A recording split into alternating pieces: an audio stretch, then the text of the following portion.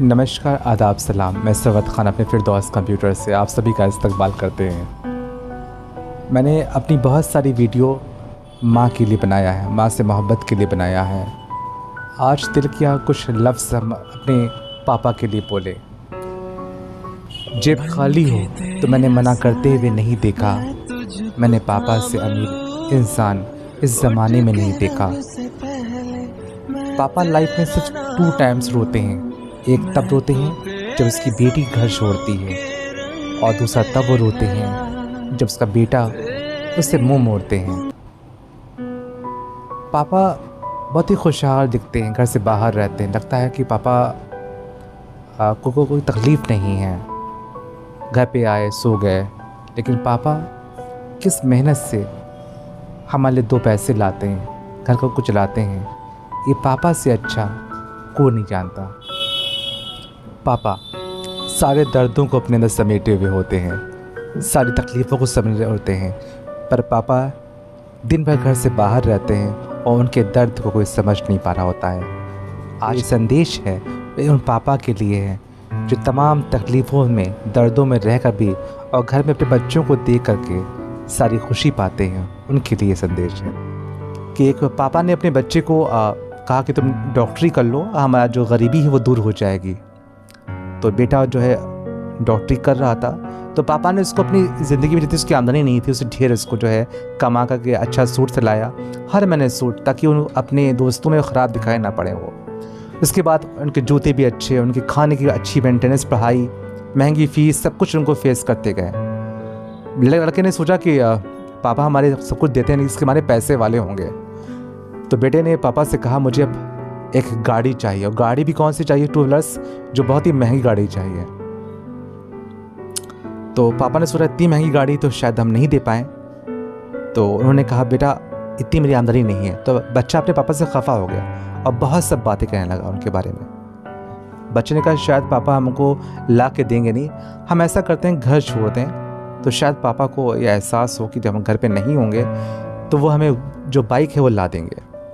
तो बच्चा सोचता क्या है, पापा बड़े ख़राब हैं और हम अभी इस घर छोड़ दे रहे हैं। वो घर छोड़ने की प्लानिंग करता है। जो घर से बाहर निकलने वाला होता है, दिखता है कि पापा की मेज़ के ऊपर एक उनका पर्स रखा हुआ है, वॉलेट।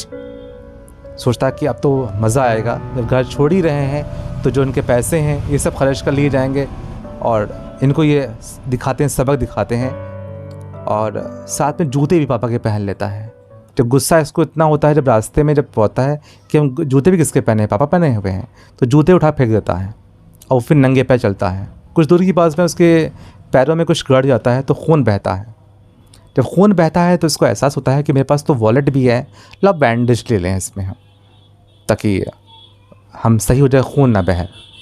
तो जब बैंडेज के लिए पर्स खोलता है तो सिर्फ 10 रुपये उसमें निकलते हैं। तो कहता है इतना मोटा सा वॉलेट, इसमें सिर्फ ओनली 10 रुपीज़, पापा हमारे बड़े कंजूस हमारे हैं।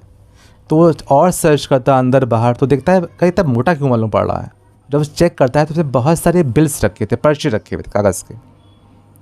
तो जो बैंडेज वो 10 रुपीज़ से कम का मिलता है, उस बैंडेज ले लिया, लगा लिया, खामोश बैठ गया। आप सोच रहा होता है लाओ देखेंगे क्या इसमें, कहीं कुछ और बात तो लिखी नहीं है।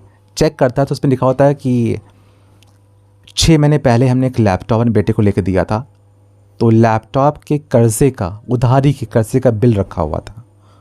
जब वो एक देखता है फिर इसका और हिम्मत बढ़ती, लाओ देखें, तो घर में 6 महीने से उसका लाइट का बिल नहीं जमा हुआ था, वो भी रखा हुआ होता है। कुछ पड़ोस के राशन की दुकान का कुछ बिल रखा हुआ था, रेंट वेंट के जो बिल्स होते हैं वो रखे हुए थे। तो वो खामोश होकर उदास हो जाता है। उसके बाद तो और जब ठीक से और सर्च करता है तो एक एडवर्टाइजमेंट का अखबार की कटिंग रखी होती है। उस कटिंग को जब निकालता उसमें लिखा हुआ था कि कोई भी चीज़ पुरानी यहाँ बस लाइए और कुछ पैसे दीजिए और नई चीज़ ले आइए। वो इत्तेफाक से जो ये कटिंग रखी हुई थी एक बाइक की शॉप की रखी हुई थी। उसको सब कुछ आ गया उसको कि शायद मेरे पापा जो स्कूटर से जाते हैं तो अपना स्कूटर शायद बेचने के लिए 2 डेज़ से घर पे नहीं है। तब घर जाता है, देखता पापा तो है नहीं, फिर वो परेशान होता है। तो वो कुछ दिमाग का यूज़ करता है और अब उस कटिंग पे जो फ़ोन नंबर लिखा होता है, उसका एड्रेस लिखा होता है, ये वहीं पहुंचता है। देखता है पापा जो है उससे गिड़गिड़ा रहे थे, पैसे और कम कर लो, पैसे और कम कर लो, मेरा स्कूटर ले लो। उसके पैर पापा के थामता है, खामोश रोता है और चिपटाता है और खूब उनको प्यार करता है। पापा हम आपको समझ नहीं पाए, आपको समझ नहीं पाया, आपने सब कुछ करते हो। आज हम आपसे वादा करते हैं कि हम एक बहुत अच्छे डॉक्टर बनेंगे और जितनी भी हमें गरीबी है सब दूर हो जाएगी हमारे।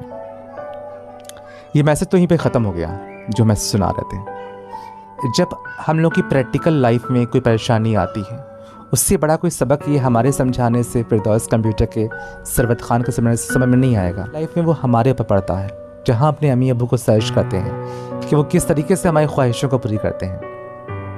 दुनिया में हर एक छोटा बच्चा या बड़ा बच्चा अपने माँ बाप को बहुत ही अमीर समझता है, वाकई समझता है कि सब कुछ अपने आप हो रहा है। वो कहाँ से मैनेज कर रहा है, वो कहाँ से कौन सी फीस कर रहा है, वो कौन से अरमान को वो मतलब ख़त्म कर रहा है। हम अपनी अम्मी के पास में तो हर वक्त रहते हैं और दिख रहा होता कि अम्मी दिन भर कितना काम करती हैं, पर अपने अब्बू के पास रहते नहीं हैं। वो किसकी डांट खा रहे होते हैं, ऑफिसर की डांट खा रहे होते हैं, या ऑफिसर की डांट नहीं भी खा रहे होते हैं, जहाँ वो काम कर रहे होते हैं। हर एक प्राइवेट आदमी इस कदर से उसका यूज़ कर लेता है, आपके अब्बा का इस कदर यूज़ कर लेता है। उसके बाद वो 2 पैसे घर पे लेके आते हैं और फिर से आप लोग का मुंह दे करके वो सारी थकावट, दिन भर की सारी उदासी वो ख़त्म कर देते हैं। और आपको सोचते हैं कि सब कुछ नॉर्मल होगा और सुबह फिर से तैयार होकर आते हैं और फिर से पैसे कमा के ले आते हैं। हम लोग कभी उनकी गौर नहीं करते हैं कि वो कहाँ से पैसे लाते हैं, कितनी वो परेशानी उठाते होंगे।